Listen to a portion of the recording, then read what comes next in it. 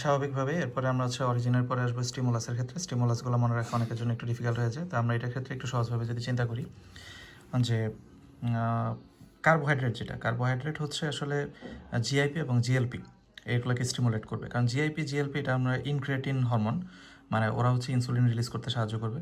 তাহলে GIP GLP এটা যদি আমরা আগে থেকে জানা থাকে যে এটা ইনক্রেটিন হরমোন এবং ওরা ইনসুলিন সিক্রেট করতে সাহায্য করে, তাই কার্বোহাইড্রেট জাতীয় খাবার খাইলে আমাদের যেহেতু ইনসুলিন বেশি রিলিজ হওয়া দরকার, তাই জিআইপি জিএলপি রিলিজ হবে। এটা আমরা এমনি মনে রাখতে পারবো। এরপরে যদি আমরা আসি একটা গল্প বলি আর কি। গল্পটা হচ্ছে এরকম যে অনেক অনেক কাল আগে মানুষ কিন্তু অত বেশি খাইতে পারতো না। তাহলে আমরা এইভাবে চিন্তা করি, এখন আমরা যত বেশি খাই, অনেক বেশি খাওয়া দাওয়া করি আমরা। আগেকার মানুষ অত বেশি খাওয়া দাওয়া পাইতো না, অত বেশি খাইতো না। তাহলে মুঘল আমলে মানুষ কী থাকতো? ফাস্টিং থাকতো। তাহলে আমরা এটাকে এভাবে মনে রাখতে পারি যে মুঘল বলতে আসলে যে মুঘল আমলে মানুষ বেশি ফাস্টিং থাকতো। হ্যাঁ, এটা খুব সহজে আমরা মনে রাখতে পারলাম। অথবা আমরা চাইলে একটা গল্পের মতো এভাবে চিন্তা করতে পারি, সেটা হচ্ছে যে মুঘল আমলে চাচা চাচা বলতে এখানে হচ্ছে সিসিকে, চাচা জিলাপি খাইছিল। জিলাপি খাওয়ার পরে তার গ্যাসের সমস্যা হয়েছে। তাহলে মুঘল আমলে চাচা যখন জিলাপি খেলো, জিলাপি খাওয়ার পরে তার গ্যাসের সমস্যা হলো। এখন তো এটা একটা সমাধান করা দরকার। তো তখন তার তো গ্যাসের ওষুধ পাওয়া যেত না। তো তখন চাচা কী করলো? আল্লাহর কাছে দোয়া করলো যে কেমনে তার গ্যাসের সমস্যা দূর করা যায়। তখন সে স্বপ্নে দেখলো সে যদি মসজিদে জিলাপি খাওয়ায়, তাহলে সকল মানুষের দোয়ায় তার গ্যাসের সমস্যা দূর হয়ে যাবে।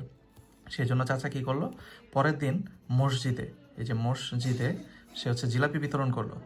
তাহলে মুঘল আমলে চাচা যখন জিলাপি খেয়ে তার গ্যাসের সমস্যা হইলো, তখন চাচা মসজিদে জিলাপি বিতরণ করলো। তাহলে মসজিদে জিলাপি বিতরণ করার কারণে কি হলো? তার চাচার গ্যাসের সমস্যা ভালো হয়ে গেল। এটাই হচ্ছে চাচার সিক্রেট। কীভাবে চাচা সুস্থ হয়ে গেল, এটাই হচ্ছে চাচার সিক্রেট। তাহলে আমরা এটাকে এইভাবে মনে রাখলাম যে প্রোটিন, ফ্যাট, ফ্যাটি অ্যাসিড, এটা আমাদের খুব সহজে মনে থাকবে। তাহলে আমরা দেখি ফাস্টিংটা এটা হচ্ছে মুঘল দিয়ে মনে রাখতে পারি। মুঘল আমলে মানুষ ফাস্টিং থাকতো বেশি। আর কার্বোহাইড্রেটের ক্ষেত্রে আমরা জানি যে ইনক্রেটিন হরমোনগুলো কার্বোহাইড্রেটের ক্ষেত্রে রিলিজ হয়। তারপরে কি থাকে? Protein, fat, fatty acid. তাহলে প্রোটিন, ফ্যাট, ফ্যাটি অ্যাসিড।